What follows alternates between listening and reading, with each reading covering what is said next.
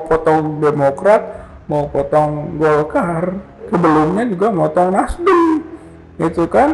Jadi memang tadi yang disebut cawe-cawenya itu udah brutal.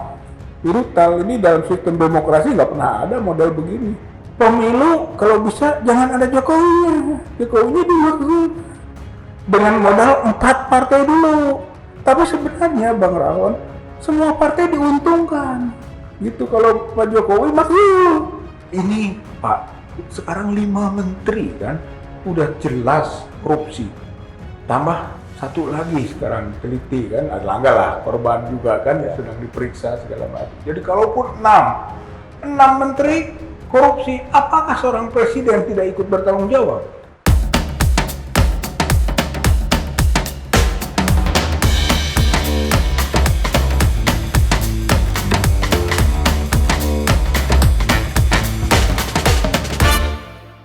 Sobat Pribon, selamat berjumpa dalam Pribon Talk. Kali ini kita berjumpa dan berbincang dengan pengamat politik dan pemerhati kebangsaan Rizal Fadilah yang jauh-jauh datang dari Bandung. Ini kita ajak untuk bincang-bincang tentang situasi politik menjelang Pilpres 2024. Kita sapa, apa kabar? Assalamualaikum Kang Rizal. Waalaikumsalam Bang Rahon. Apa kabar nih? Alhamdulillah baik-baik. Kita biasa manggil Kang Rizal nih, dari Bandung nih tadi ya. Siap. Iya, ini kita melihat Pilpres semakin dekat. Bakal calon presiden sudah muncul terus dan kita melihat tentu yang pertama sudah deklarasi adalah Anies Baswedan. Yang sampai saat ini sudah keliling kemana-mana mencari dukungan dan segala macam ya barangkali ya. Dan responnya bagus ya. Iya. Nah ini kita ingin tahu menurut pengamatan Kang Rizal Fadilah ini katanya Anies itu bakal calon wakil presidennya itu atau katakanlah bakal calon RI2-nya dia itu sudah di kantong satu nama. Tapi sampai sekarang kok belum diumumkan. Bagaimana menurut Kang Rizal kok nggak diumumkan juga sampai sekarang? Bisa dibaca oleh publik bahwa hampir semua yang dijadikan kandidat untuk bakal calon presiden kesulitan untuk mendapatkan bakal calon wapresnya, gitu sehingga mungkin pertimbangannya banyak, termasuk juga saling melihat. Sehingga sekarang ini siapa yang duluan? Gitu. Saling lihat atau saling ngintip? Ya saling ngintip itu lihat gitu, sambil ngintip gitu kelihatannya Bang Rahon ini sehingga mungkin ini juga yang menyebabkan sulit mengeluarkan nama walaupun tadi sudah di kantong gitu kan, mungkin kantong belakang gitu bukan kantong depan gampang keluarnya. Tapi bukan kantong kresek kan? Bukan kantong kresek atau ngereseki kantong apa isinya. Iya Bang. Iya, kalau kita lihat memang semua belum saling tarik menarik. Kita fokus dulu ke Anies. Anies itu ya katanya satu, tapi ada beberapa nama yang sering kali muncul. Ini pengamatan Kang Rizal bagaimana? Kandidat ini yang paling kuat siapa? Artinya kriterianya bagaimana? Ya kelihatannya yang sejak lama ya berjuang bersama itu yang sepertinya menjadi kandidat kuatnya itu AHY ya, Agus Harimurti Yudhoyono gitu kan, karena dia ketua umum sebuah partai, jadi memang punya peluang yang cukup baik. Kemudian Partai Demokratnya juga menjadi pelengkap dari presidensial threshold-nya gitu kan, sehingga punya pengaruh besar gitu ya. Kemudian muda, lalu juga dia militer atau mantan militer gitu kan, walaupun pangkatnya mayor waktu keluar, tapi kan ayahnya jenderal gitu ya, jadi ada pengaruh juga aspek ketentaraan di sini gitu. Jadi ada backgroundnya dan juga cukup bagus basic akademiknya itu.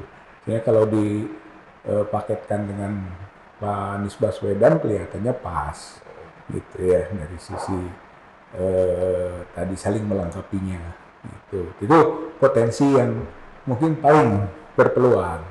Yang lainnya siapa kira-kira? Ya mungkin yang kedua ya Khofifah mungkin kalau saya melihatnya ya. Karena dia gubernur Jawa Timur. Nah, Jawa Timur itu juga inceran suara yang dikejar pasti gitu ya dan punya potensi pendulangan suara dari sana gitu dan di sana juga lawan-lawan politik kita sering mengklaim di sana lawan politiknya Anies gitu kan sehingga pasti akan mencari eh, kekuatan juga di Jawa Timur. Dan itu ada gubernur Jawa Timur, Khofifah, basis juga Nahdlatul Ulama, gitu, yang punya kekuatan massa. Lalu juga dia perempuan, gitu ya, sehingga punya potensi juga untuk menarik suara kaum perempuan, gitu. Jadi itu juga nama yang bisa menjadi kandidat. Yang ketiga, yang juga diramaikan kelihatannya juga Gatot Nurmantio. Gitu. Mungkin ini untuk melihat hubungan sipil militer dan pangkatnya Gatot Nurmantio cukup tinggi. Beliau panglima, dia jenderal, gitu ya. Mungkin kalau mau nanti dibanding dengan AHY jauh lebih senior ini, gitu kan, dan punya keberanian, punya sikap juga tegas terhadap fenomena bangkitnya komunis gitu kan. Saya kira masyarakat juga sedang senang itu itu Bang Rahon gitu ya. Itu juga mungkin potensial gitu kan sejauh mana bisa ditetapkan sebagai bakal calon wapres gitu. Orang sudah banyak menyebut juga Anur katanya, Anies Nurmantio, Anur, Cahaya gitu. Lalu juga yang agak rame-rame, Yeni Wahid. Yeni Wahid juga kelihatannya kan sangat mensupport Anies Baswedan. Dan itu terah Gus Dur. Gus Dur punya pengaruh besar terhadap kalangan Nahdien gitu. Dan dia wanita juga gitu kan, sehingga komposisi yang baik untuk membangun nuansa gender, kesetaraan gender ataupun paket laki perempuan wakilnya. Saya kira itu pilihan-pilihan yang cukup bagus gitu. Iya, pilihan yang cukup bagus. Tadi disebutkan tentang AHY dengan demokratnya yang besar. Tapi kita melihat ini masih ada proses pembegalan oleh Muldoko. Ini bagaimana nih Kang Rijal, nih negara ini demokrasi kok begini gitu. Ya itu makanya kita ini kan bukan demokrasi, negara ini oligarki dengan perilaku tirani gitu, sehingga terang-terangan untuk melakukan pembegalan dari apa yang kemudian disebut atau perjuangan demokrasi itu gitu, dan dianggap hal yang biasa saja itu membegal atau merampok, mengkudeta gitu kan. Untung saja pada tahapan proses peradilan gagal, walaupun sekarang ternyata muncul satu peluang lagi yang cukup membahayakan, yaitu PK itu gitu kan, peninjauan kembali. Seandainya saja permainan ini berhasil, berarti kan PK diputus itu final. Bahayanya di situ, sehingga nanti Muldoko yang ditetapkan sebagai ketua umum, dan itu adalah kepentingan istana. Berarti sama dengan bukan Muldokonya yang membegal ini, Jokowi. Itu memang ini istana itu betul cawe-cawe itu, Bang Rahwan gitu. Dari mulai ini, bukan sejak mulai kebetulan sebutan kemarin saja kan. Itu akan cawe-cawe katanya. Nah, sebenarnya udah ada gejala. Sudah lama, tapi baru ucapkan cawe-cawe terang-terangan. Baru ucapkan kemarin. Sejak Muldoko ini juga begitu. Iya, artinya kalau mereka berhasil merampok, kalau istilah yang lebih keren lagi, menyambun ya. Menyambun apa namanya, Demokrat ini kan 20% tidak tercapai. Ini gimana ini? Ya, memang harus ada alternatif lain. Gitu kan, mungkin partai yang bisa menggantikannya. Apakah PKB gitu kan, atau Golkar yang kelihatannya kemarin terpukul atau dipukul-pukul gitu kan. Golkar, karena Golkar mencoba untuk bisa melakukan pendekatan dan ada kemungkinan-kemungkinan seperti itu, sehingga untuk mengantisipasi kalau Demokrat gitu kan punya masalah, nah Golkar malah punya potensi untuk bersatu dalam koalisi perubahan itu. Tapi kan Golkar juga diunyak-unyak dia sekarang karena gini, karena ketumnya ketemu dengan Anies. Ini kan kalau ketemu Anies jadi barang apa nih, barang haram kayaknya oleh penguasa. Ya justru itu gitu kan, bacaannya begitu ketemu Anies kan kecenderungan gitu tadi itu gitu, sehingga bagi istana harus dipotong lagi gitu. Jadi mau potong Demokrat, mau potong Golkar, sebelumnya juga potong Nasdem gitu kan. Jadi memang tadi yang disebut cawe-cawenya itu udah brutal. Ini dalam sistem demokrasi nggak pernah ada model begini. Dan sejarah kita juga di proses politik gitu nggak sebrutal ini gitu. Kalaupun mau melakukan sesuatu itu halus gitu. Kalau ini enggak, kasar sekali Bang Rahon gitu. Jadi satu itu tuh. Tapi opsi lain sebenarnya kalau menurut saya mah ini, mumpung semuanya dimasalahkan kecuali PKS ya, Demokrat dimasalahkan, Nasdem dimasalahkan, jadi diobok-obok, diobrak-abrik, lalu Golkar mau masuk diobrak-abrik lagi. Harusnya sekalian 3 partai ini melawan istana. Itu jadi Golkar, Nasdem, kemudian Demokrat, PKS lawan.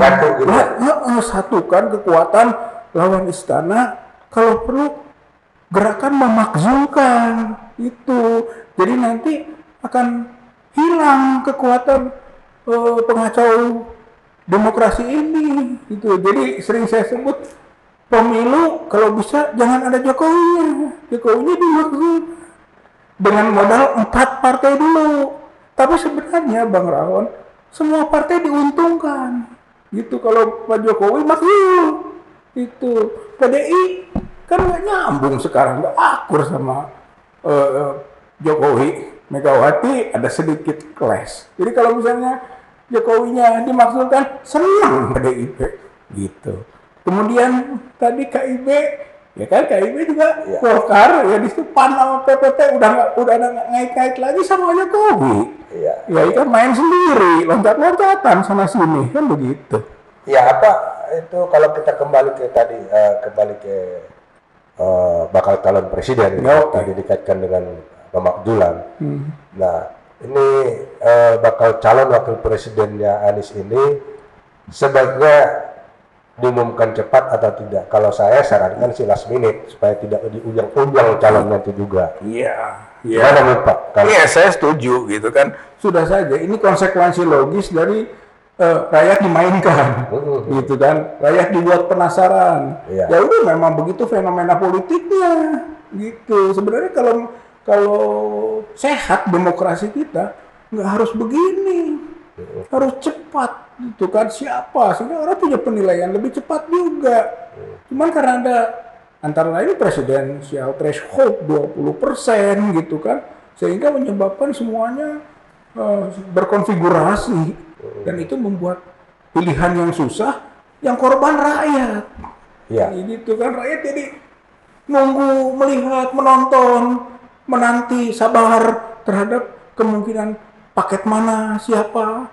Itu kan tidak sehat sebenarnya, gitu. Tapi dalam konteks pragmatis, ya mungkin harus dilakukan akhirnya. Kalau yang satu lawan politik tidak membuat paket cepat, ya kita juga sama saja dalam aspek strategi tidak membuat paket cepat juga. Itu yang sebut tadi saling mengintip. Iya, saling mengintip, dan itu. Tadi kalau sekarang aja kita lihat hampir semua calon presiden, karena sudah ada yang deklarasi, ada satu lagi belum belum deklarasi. Prabowo belum deklarasi dia. Dia kan sampai sekarang belum, karena dia menteri. Kalau deklarasi kan harus mundur dong. Jadi yang deklarasi ini memang kita lihat juga dimainkan secara politis juga ya, karena namanya itu politis, tapi kadang-kadang ada fitnah segala macam. Kadang-kadang Anies difitnah intoleran, katakanlah dia ini dan itu intoleran, ternyata jauh dari itu. Mereka cari-cari alasan, inilah acara GIS segala macam gitu ya. Nah ini supaya tidak menjadi beban lebih banyak, memang bakal calon wakil presiden Ya nggak apa-apa, last minute atau setelah ke KPU nanti menjelang ke KPU baru diumumin kan. Itu lebih bagus itu. Ya akhirnya begitu memang. Gitu. Saya kira semuanya akan mengambil last minute. Kalau gejala politiknya seperti ini, gitu. Kalau fenomena politiknya seperti ini, akan bermain semua di last minute, gitu. Ya. Itu tadi ya, tinggal yang korban rakyat. Yang korban rakyat jadi mainan politik, ya kan? Dia nunggu siapa ini, seperti misalnya datang ke siapa? Pujiastuti, Susi, oh ini calon wakilnya katanya yang mungkin jadi kejutan. Jadi semua menduga-duga. Ini kan tidak sehat Pak dalam praktek politik, polanya menduga-duga itu. Kenapa nggak main kepastian saja? Mungkin dimulainya sebenarnya dari tadi 20% presidential threshold itu yang merusak. Gitu. Kalau misalnya 0% cepat itu, itu kita akan keluarkan dan saling menawarkan sehingga punya penilaian yang lebih luasa. Itu artinya 20% itu sandera ya terhadap politik calon. Termasuk sandera, kalau saya katakan itu termasuk politik licik, gitu. Politik licik dari pemenang pemilu, gitu, atau yang sudah memprediksi bahwa dia akan jadi menang dalam pemilu sehingga dia punya kelebihan peluang. Itu nggak sehat Pak. Itu namanya politik yang licik. Ya, kembali ke Anies bakal calon RI 2 dia gitu ya, sampai sekarang belum diumumkan. Kita melihat Anies sendiri ketika ke daerah disambut dengan luar biasa sebenarnya. Apalagi nanti diumumin barangkali ya lebih hebat lagi. Gimana menurut Pak? Saya setuju bahwa kelihatannya yang paling populer dan punya elektabilitas tinggi sebetulnya Anies Baswedan gitu. Jadi kalau permainan survei kalau saya lihat itu rekayasa gitu. Karena survei itu jadi sudah pasti ada bayaran gitu kan. Sehingga paketnya sudah begitu. Nomor 1 Prabowo, 2 Ganjar. Karena belum berani Ganjar nomor 1 aneh gitu. Sehingga dibuat pola 1 selalu Prabowo, 2 Ganjar, dan Anies selalu nomor 3. Itu memang pola gitu. Pola sejak calon gubernur DKI. Gitu memang. Padahal sebenarnya kalau real, coba saja saya yakin Anies itu mungkin tertinggi dari. Kalau polling memang tertinggi, polling yang dilakukan objektif lah ya, Google ya gitu. Jauh lebih tinggi, malah ada yang 70% sekian. Ya, jadi memang itu real kalau menurut saya gambarannya, karena buktinya itu sambutan. Gitu, buktinya begitu datang ke daerah, begitu disambut, ini calon presiden perubahan. Karena masyarakat itu sebenarnya sudah jenuh dengan rezim yang dipimpin Jokowi seperti ini. Jadi apalagi sekarang misalnya calon presiden dan mungkin calon wakil presidennya kepanjangan tangan dari rezim yang menjenuhkan begini. Gitu Pak. Iya, menjenuhkan dan membosankan. Karena program-programnya juga banyak yang boleh dikatakan kamuflase ya. Artinya kita lihat kamuflase dalam arti karena didukung oleh utang luar negeri kan. Proyek-proyek dia. Dan korupsi juga merajalela, kolusi juga merajalela, nepotisme. Justru tema sentrasi ketika 98 kan sebenarnya KKN. Kok sekarang lebih subur KKN itu? Nah ini Anda yakin nggak nanti Anies Baswedan akan melakukan terobosan terhadap KKN ini? Ya, ini bukan soal yakin tidak yakin, harus gitu ya. Jadi pengawalan. Nah sekarang harus ada pola pengawalan terhadap komitmen gitu kan, memberantas KKN atau mungkin menipiskan lah kalau memang KKN nggak bisa sama sekali berantas yang tidak merugikan masyarakat rakyat gitu kan secara nyata gitu. Jadi harus gitu menurut saya. Nanti makanya semua pendukung, semua relawan, semua stakeholders yang bisa mensupport harus berkomitmen, ada fakta integritasnya lah gitu, dan pengawasannya konkret gitu Pak. Jadi baru KKN harus bisa diubah, karena betul Pak ini juga siapa itu Mahfud ya, mengatakan dia bandingkan dengan Orde Baru dengan dengan ordenya Jokowi di mana dia sendiri menterinya, gitu kan, dia mengatakan jauh lebih dahsyat KKN-nya, gitu kan. Ini Pak, sekarang 5 menteri kan, udah jelas korupsi. Tambah satu lagi sekarang teliti kan, Erlangga lah korban juga kan, sedang diperiksa segala macam. Jadi kalaupun 6 menteri korupsi, apakah seorang presiden tidak ikut bertanggung jawab? Pastinya bertanggung jawab. Atau apakah dia bersih, gitu kan, dari apa yang dilakukan oleh menteri-menterinya? Kan tidak ada visi menteri, gitu kan. Semua pekerjaan sudah terkontrol, semua terawasi. Masa? Atau mungkin ini yang membuat Anies Baswedan itu agak hati-hati menentukan calon pendamping dia, karena juga ingin yang pendampingnya dia bersih. Karena begini, bisa jadi Anies bersih tapi calon pendampingnya tidak. Iya, itu yang saya kira itu juga menjadi kriteria. Iya. Karena memang rakyat akan melihat dari aspek kelemahan mendasar rezim sekarang soal KKN. Iya. Gitu. Jadi harus bersama-sama dengan yang punya komitmen sama, gitu kan. Jangan sampai nanti malah dia punya kelemahan terus dihajar, ya kena juga akhirnya, gitu kan, presidennya yang telah memilihnya. Apalagi sekarang amanatnya kan siapa bakal calon presidennya itu ditentukan oleh Anies katanya. Jadi ini beban berat ini, gitu. Ya, satu kita lihat ke belakang sebagai deklarator Anies. Yang pertama kan Nasdem, baru PKS lah, Demokrat. Ini Nasdem ini kok dia nggak ambisi jadi nomor 2? Ada apa sebenarnya menurut pengamatan Pak Rizal? Dia kok kelihatannya yang penting saya udah angkat, nggak terlalu peduli dia harus dari partai dia begitu. Ya, kalau dalam politik kan ada kalkulasi, Pak. Iya. Nggak mungkin dia menyodorkan calon presidennya, dia juga calon wakil presidennya. Kan Anies bukan orang Nasdem. Ya justru itu, gitu masalahnya. Tapi kan didorong pertamanya oleh Nasdem. Jadi itu orang Nasdem jadinya, gitulah kalau disebut pendukung utama itu kan.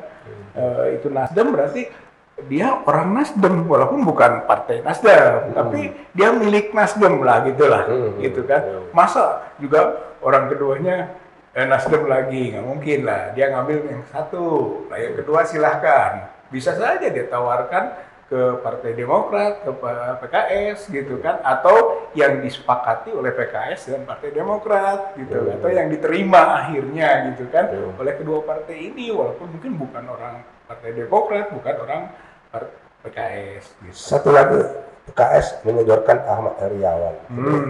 Ini agak-agak riskan juga yang kita dapat tuh. Ya, dari sisi warna juga sama, gitu. Harusnya itu antara presiden dan wakilnya itu ada beda dong, ada cara mengisinya. Kayak tadi, ini sipil, ini militer, ini tua, ini muda, ini Jawa, ini non Jawa, misalnya gitu kan, bisa dibuat variasi yang menyebabkan daya dukungnya makin luas. Iya. Tapi kalau Ahmad Heriawan dengan Anies Baswedan, saya kira dari makom yang sama, jadi tidak akan menambah suara, gitu. Basis agama lah katakan. Anies juga punya reputasi keagamaan baik, gitu kan.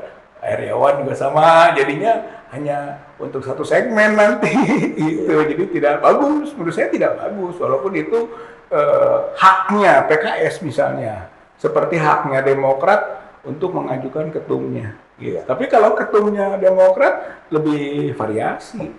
Ya, lebih kepada nasionalis. Lebih kepada nasionalis dia, gitu kan. Ini agamis atau ini talented lah. Ini agak tua, ini muda gitu. Ini sipil, ini militer. Jadi combine gitu, Pak, dari dua hal yang saling mendukung, saling melengkapi. Ya, artinya kalau kita lihat posisi sekarang bahwa bakal calon wakil presiden Anies belum juga muncul, terus upaya penjegalan terhadap Anies juga masih bola liar. Kita lihat kan seperti itu, masih ada peluang-peluang yang mereka ingin mainkan gitu.